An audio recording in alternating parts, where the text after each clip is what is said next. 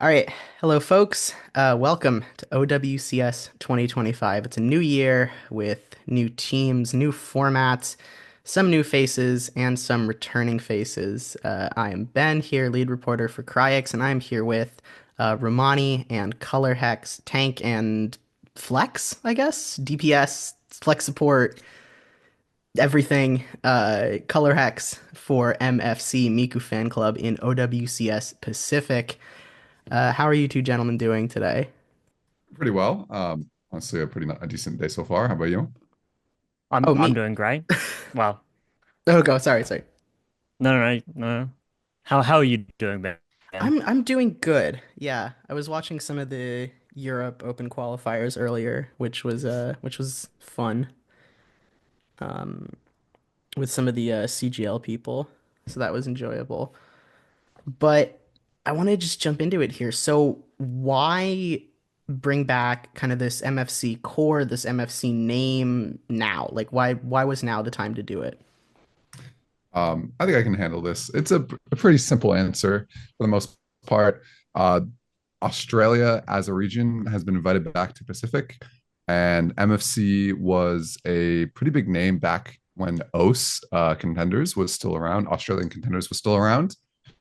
And there's always been this desire for us to bring back MFC, as you can see by me hosting the MFC JP before. So it was really just lucky that Blizzard brought back Australia into Pacific. So we had the opportunity to bring it back in the first place. Who's the person that sort of is the um I don't know if owner is the right word or like the custodian of the MFC like identity or name or whoever. Is it you or Frogger or That's another decently complex question. I'd say whenever whenever we come back into OS, Newish is usually the one that handles it. Mm, Is usually the one that puts it together. And this time around, he was as well. Frogger is really the name with MFC, so we can't have an MFC team without Frogger. Um, it's just not MFC without him. But like for MFC JP, I was the one that organized all of that and put it together myself. So it's it's a little bit convoluted, but generally it's between the three people. mhm. And then how did Colourhex, have you played with like that core with like Romani or Frogger before, or is this your first time? I'm blanking. I have not. This is my first time, and it's very exciting to join them because I think the last time I I met them was in the grand finals of I forget which season it was of Contenders Australia. Was it Contenders Australia? Yeah, it was fall. I'm pretty sure it was fall. Oh, Yeah. back with That Honeypot, right? was the last time I think. Yeah, back with Honeypot. Um, so it's gonna be really exciting to be playing with them this time. Yeah, and this version of MFC kind of has some of that honeypot core with you and Nyang, Aki as well, I think was on honeypot. So you've kind of put together sort of half of an OS super team and half of a bit of a meme team. Well, let me ask you this. Do you consider yourselves to be like a streamer team or or like you're like, no, this is very serious to us? Definitely streamer team. Hmm. It's definitely streamer team leaning. It's not taken super seriously. Yeah, I agree with color hacks, but I also like to say that when it boils down to it, when the games actually matter and when the playoffs bracket come, I feel like we are going to bring that more serious tone. Especially a few of us on the team can really amplify like a serious tone when it matters most. And we all know, like even when with the original MC team we're qualifying to Owl, we all got serious when that game came for us to qualify. And I know we have it in us to lean towards that. But right now, it's all fun. It's streamer content. It's fun. Hmm. So how much are you like practicing or scrimming at the moment? I'll take that as a not much. Zero. Are are Zero are scrim team. are you planning to or not really? The MFC way, we never ever scrimmed. No practice. Zero. You It's the only know, way to do it. Yeah, I guess everybody's got it. I mean, obviously, Romani, you have collegiate as well, which Yeah. we can touch on a bit later. I mean, there's a long history of UCI players going to Japan and Pacific. It's a deeply established tradition by this point. Um, but Yeah. so speaking of Pacific, last night the broadcast schedule for OWCS Asia was put out. They put out when they're going to have streams in different languages for each of the three sub-regions, Japan, Korea, and Pacific. And as part of that, and I believe that we all kind of read the schedule accurately in this way, there is no official broadcast for the Pacific regular season. There will be a broadcast in Thai for the playoffs, and then there will be an English broadcast for the Korea playoffs and the like Asia playoffs. Um, so what kind of is your reaction to that information that has only recently been discussed? Breaks my heart. Breaks my heart.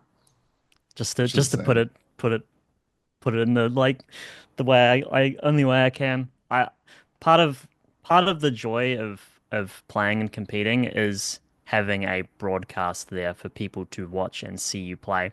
Without it, it feels not pointless. Like competing at the end of the day, you play to win, but it kind of takes a little bit out of it, I think, for me at least.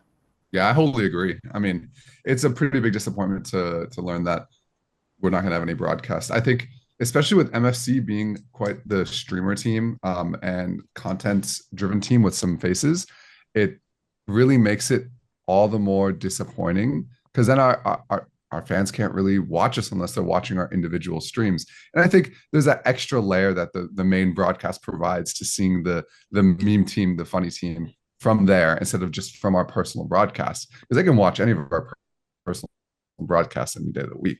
But Right. And obviously, most of you all will probably be streaming your POVs, but that might not necessarily be true for, Monstar Gear Gaming or like 99 Divine or something necessarily.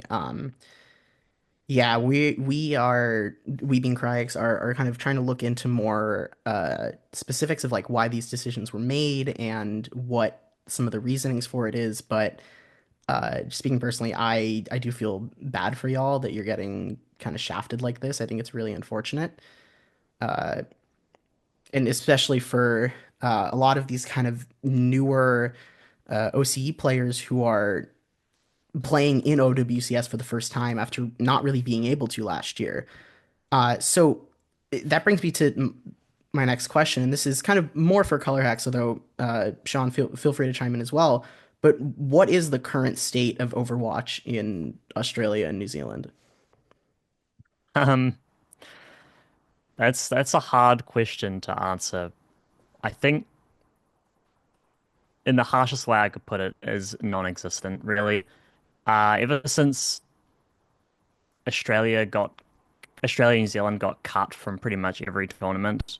Obviously, they brought Australia into Pacific region this time, but the fact that we had like basically missed out on an entire um, thing last time, it really just I don't know. I think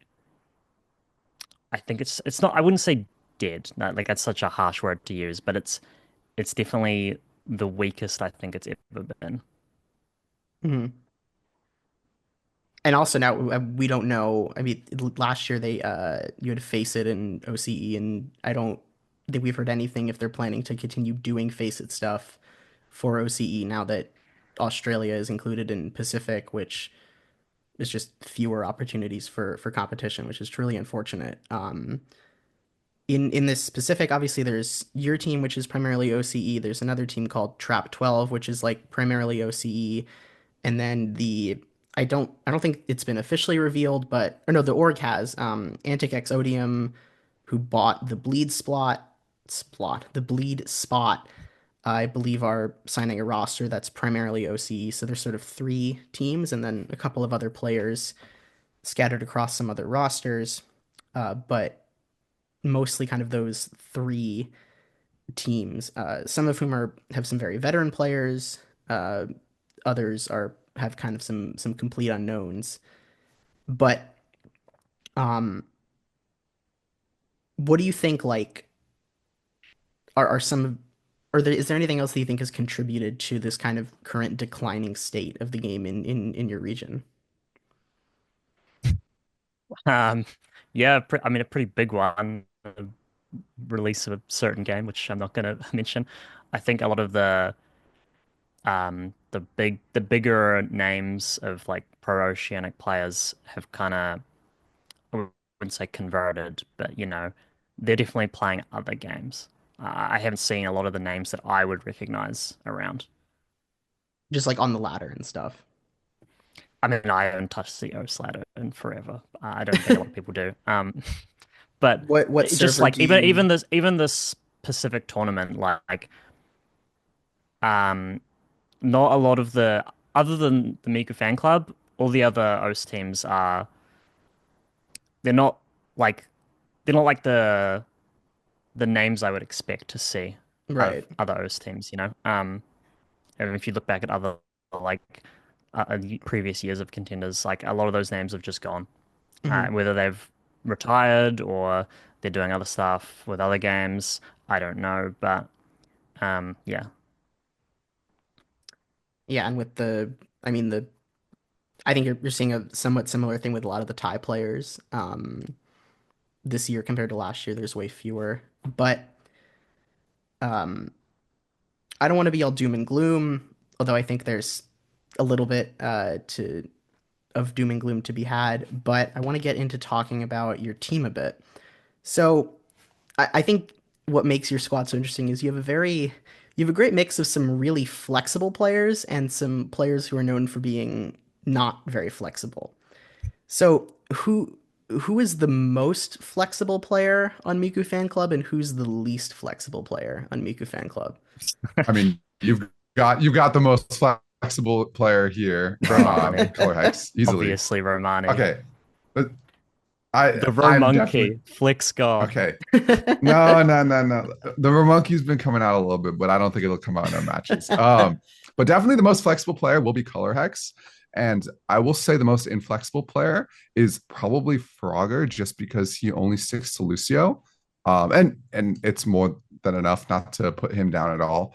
I personally have been breaking a lot of my previous inflexibility Mhm. and branching out to other characters. But yeah, it's probably those two pretty solidly. Yeah, I'm a big enjoyer of the Romatra. Romatra. Oh, Romatra. the That's I C. haven't heard that barely a one pun. I before. just changed one vowel. That was It terrible. works. It That works. It was works. terrible. But I did have to play a whole season on Romatra. I actually really enjoy playing Romatra. I'm kind Yeah. of sad with where he went in the meta, but I that's another saw topic. somebody played him in the one of the Swiss matches I watched today. I don't remember who, but and so then this is a so who's the biggest Hatsune Miku fan on the team, and then who's the biggest Hatsune Miku hater on the team? Hmm. I mean, obviously, Frogger is the biggest Hatsune Miku fan, like It's 100%. it's hard to imagine anyone being a hater. Or Yeah, not a It's hater, obviously but like Frogger. It's obviously Frogger, but who's like, he's the biggest fan and the biggest hater? Is that what you're saying? oh no, no, no, he's the biggest fan. He's the biggest fan for sure. yeah, yeah, He's the yeah. Miku guy. I just can't imagine anyone hating Miku, like Maybe hater's anyone the wrong word, worldwide. but like the who's the person who's sort of like most kind of the most of a stick in the mud when it comes to being Sticking like them the out. Hatsune I mean, Miku I'll team. happily put my hand up for being the most ignorant. I really don't know much about Miku other than like the one song that everybody knows. Yeah, Um, I feel the same way, to be honest. I don't know much either, I'm but not a hater at all. Like I love Miku, yeah, but like I yeah. don't know. I'm not super knowledgeable on Miku other than like one or two songs I've heard before, and like yeah. So maybe me, but I wouldn't call myself like a hater, like or a stick in the mud even. Uh, I guess I'm just along for the ride. Pardon me for trying to be a little provocative there. But I do want to ask, so this is something that I think Avril talked about a bit in regards to So Colourhex, you're from New Zealand, and for reasons I'm still not entirely sure of, New Zealand was not added as an eligible country, even though Australia was. I have Um, no idea. yeah, I apparently there is some reason. I don't know what Yeah, it is, but I'm dying to know. I want to know one day. I want someone to leak it to me just so I can know, but I have no idea. maybe it's a travel thing? That wouldn't even that wouldn't make much sense though. But No, so I've how is not a it clue. that you don't count against one of the team's two import player slots? Um, I live in Sydney. That's it. I've been living in Hmm. Sydney for 2 years now. So I count as a resident here. Hmm. Um, and that yeah, that's pretty much it. It's nothing crazy. Yep. I also I mean, I live obviously in because Sydney. you kind of in with MFC in Japan last year, Romani, you guys kind of I don't want to say abuse dual nationalities, but like you took advantage of some players who had dual nationality who were living in other places or who were Oh uh yeah. um how does that process work in terms of establishing like that you are an eligible player for a particular country with tournament administration? I mean, I guess we start with the core. So like I knew that Frogger and I were going to be the imports and it couldn't be anybody else. So after that, it came to finding just players who had Japanese citizenship or permanent residency. And there were some mistakes I made with that regard I'll get to, but essentially Tao I knew wanted to play and he was interested in playing. So he obviously is a Japanese resident and citizen. Supreme actually was is a dual nationality, Korean and Japanese, but actually he's only Japanese, but lived in and was raised in Korea. So I was able to use him as a player. And then Killa, who was one of my EU teammates, is French and Japanese, which came completely out of nowhere. Hmm. I had no idea he was Jap. I knew he was Japanese, but I had no idea he had citizenship. So when I learned he had citizenship, I just had to gobble him right up for the team, and that was my five. And then I wanted to have two substitutes just in case, because everybody's playing in different time zones. You have people on Literally, like four continents. yeah, no, literally, we Europe. covered the entire, like pretty much the entire world. I think So you broke the server like several times. oh my god, our first match was a disaster. We Wait, crashed and was was that your guys' fault? Because you had so no, many I don't think continents so. in I one don't think I'm sure server? so. that didn't I I have think no help. that's idea. funny. Like, I hope that no? is. I mean, That's I really 100% that funny. didn't help. I hope I it's don't know that. I don't know how servers work, but I'm sure that didn't help that you had all From what these. I know, Japanese infrastructure in the in last year was not set up to handle as many imports because their first stage they had virtually no imports, and then stage two, a ton of Korean imports came, and then we also came. So the servers were not handled to handle. Were not built to handle, excuse me, that many imports. So that probably didn't help, but also the server quality was not the greatest, I'm pretty sure. Mhm. But after the main five roster, I wanted to have those two substitutes, and one of them I grabbed was Aoki. He's Japanese citizen, and he actually just reached out to me. Surprisingly, he was one of the very few who reached out to me, even though I made a public post about Yeah, looking for he's a on substitute. Vortex Wolf now, right? With Yeah, Edison and I Remy. pretty crazy team. Uh, It's scary. Yeah, that is a scary roster. But he was one, and then we also, I actually, this was the mistake that I made. We had Grandi's Auto, who was a Filipino, ex-Philippine World Cup player who Mhm. lived in Japan and studied in Japan for many years and had continued to do so up until that point. But he didn't actually qualify as permanent residency. So when we went and qualified to OWCSJP, he couldn't join us. Mm. That was the mistake we made That's with why he left. There you go. That's tough. yes. It was I, tough, Yeah. unfortunately. to go back to like the like residency and like what counts, it's kind of like a tough subject because like where do you draw the line on what counts as eligible or not? Because Hmm. I don't know if you know this, I was born in the UK. Would I Mm. count as like I did not know a that. for like World Cup That's a if good it question. happened? Like, would I be able to compete in EU? I could go get my passport and all that, and probably get like would I count? I lived Do there you have a for birth one. certificate? That's Yeah, actually I do. that's a good Oh my, I'm question. pretty sure you would count with your birth certificate. I'm like I, I, 99% I sure. don't have like a passport. I don't have a British passport. Like I wouldn't. Would you be I don't eligible like for one or where I probably think I would be. Like, where do we 100% draw you the would line be. though? Like, it's such a. I mean, look I at think it has to be on Nightmare like a with case by case basis, you know? they have Lethal, Kuffa, and Admiral who all Oh were my God. granted NA residency from playing collegiate, and then what you had last year with Grandy Zotto in a similar situation. He wasn't. Obviously, Yeah, this was then, and that was then, and this is I now. guess that's actually But a good yeah, point. They're two different, they're like the same situation, but contrasting results. Because yeah. Well, I think my, last year they tried, or like Lethal or Kuffa, because they wanted ISU wanted to play together, I think, at the beginning of last year, but they weren't yeah, able to get that permission or exemption. But maybe an extra year changed things, or they changed the rationale. I mean, I've heard that that's one of the reasons India is not eligible for Pacific, is that they didn't want uh, players who were of Indian backgrounds in the diaspora from like the UK and or the US or Canada, like using that citizenship to play in Pacific because that had happened in the past or something. I'm not entirely sure, but that was oh yeah, one I remember that. explanation that I'd heard. So it is definitely it can be kind of confusing sometimes. Mhm. But and then actually it kind of relatedly, so I've noticed like Romani, you've been, tweeting a lot and making socials posts in Japanese. Is that like an audience that you've been trying to grow since you played in Japan or since before you played in Japan? Oh, 100%.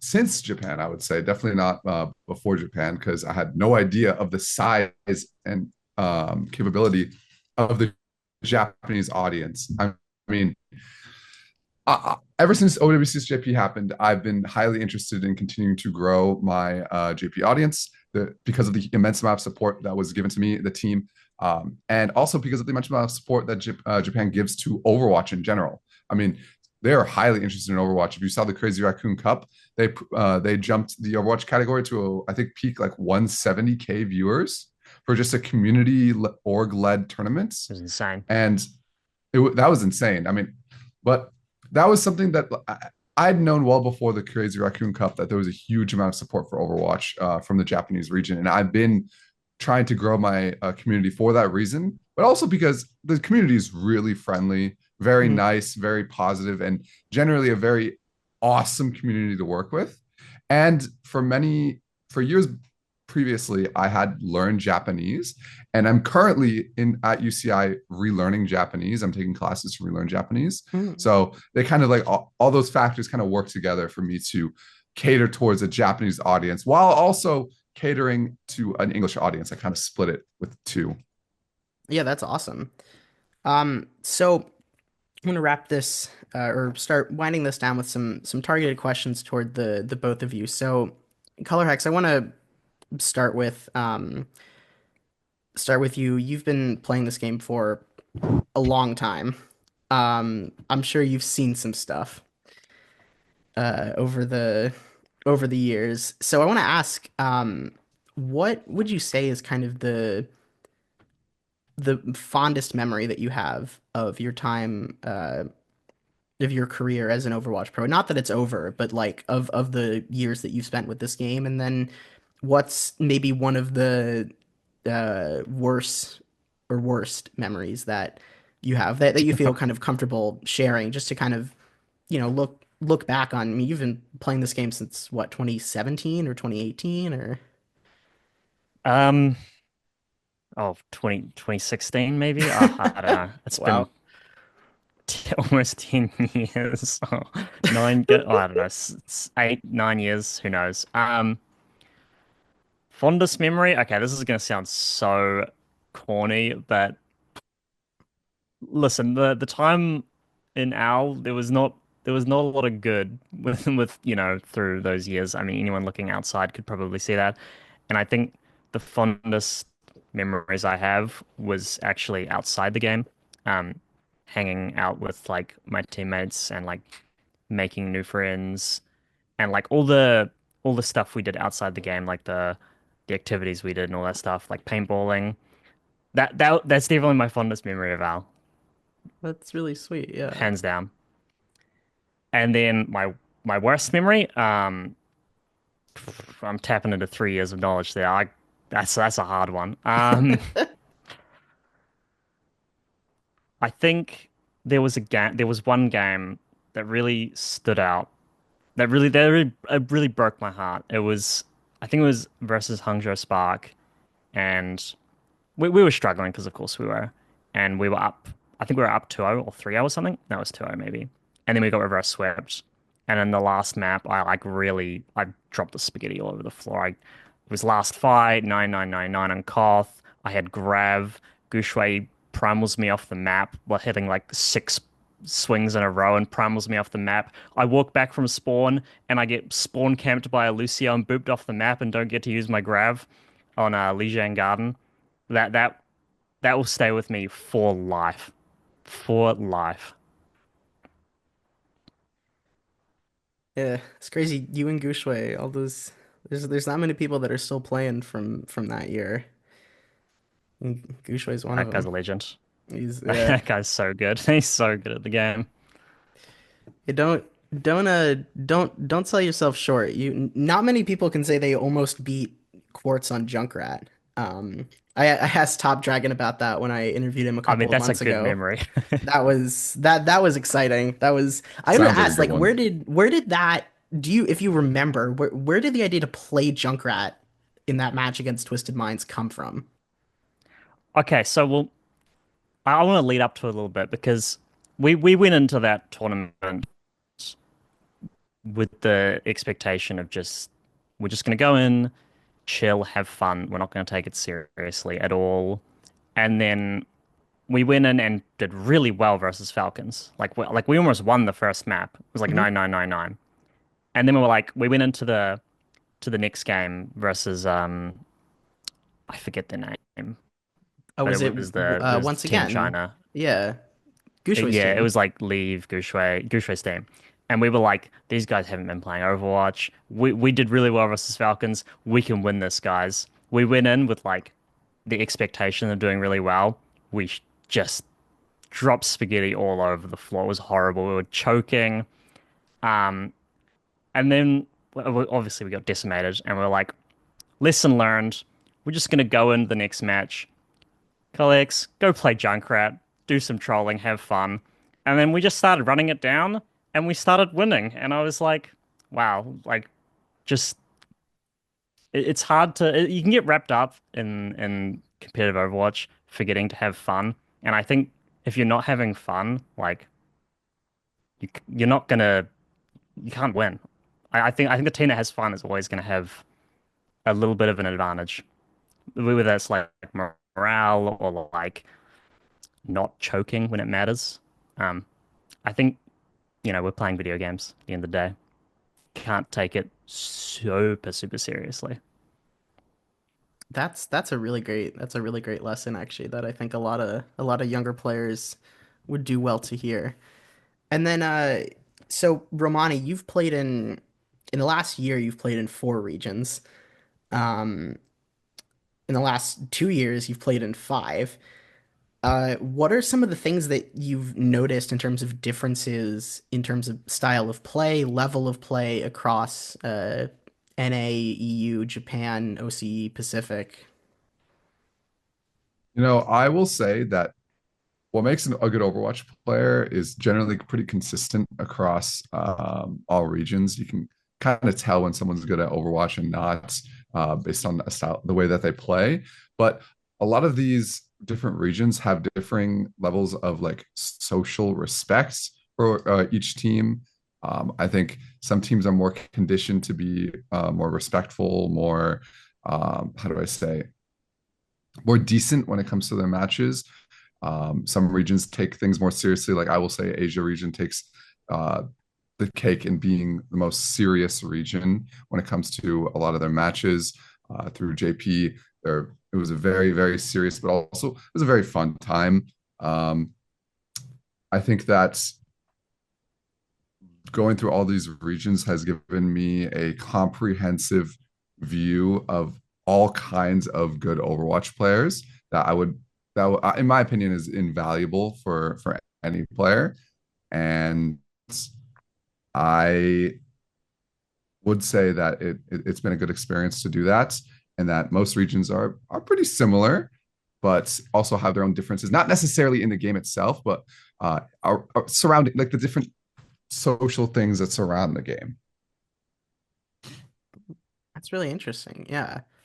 I would love to like hear you go into that more, but I do want to be mindful of everybody's time and can't let this thing get too long. So I want to close out with two last little quick things. So Romani, I said I would touch on collegiate, so I want to ask, how did it feel to beat Maryville last semester? That was a pretty big win for you guys, kind of a program defining win as some would say. So what was that experience like? Yeah, I mean, well, we also beat Northwood that in the same viscosity. We also beat Yes, Northwood I as well, but forgot, I my wasn't bad. playing. I wasn't playing, but it was a team victory. It was a team victory. I You were was you, playing you with were the rotating all three tanks in like in the same yes. match and We were rotating quite a lot. I think I tweeted at that time. I was like, UCI a tank for every meta or so something like true. that. But I will say Maryville win was probably one of the happiest moments of my career. I think it unironically was such a morale boost for our program, for our team, and just a moment. I mean, for the most part in collegiate UCI throughout the time I've been there hasn't been able to necessarily stand up to the top four in NA collegiate. But this year we really turned that around. It was the first year and my last year in collegiate, by the way. Yeah, I'll be graduating this year. So my last year, we really turned it around and shown people what we really are capable of. Yeah. So it was just an awesome moment, amazing moment. Got got one more semester to show them all. Yeah. And then Yep, 100%. Colourhex, I want to close with another question directed at you, which is, what do you think are some things, or even just one thing that could be done to address or reverse some of the decline that we've seen in terms of participation in OCE Overwatch, or to elevate the players who are sticking around? I think the most important step has already been taken, and that is including Australia and please New Zealand. Like it doesn't affect me, um, but there are probably definitely New Zealand players that would want to play that just cannot. Um, so I think the step to include our region in any tournament whatsoever is probably the most important step. Um, I can't really think of anything more important than that. Yeah, I think that's a great note to end on. Thank you both for joining me. Those of you watching, don't forget to, like and subscribe and share. Follow us on Twitter at CryXGG. Check out our blog, Kryix.org. Anything that you two would like to plug or share,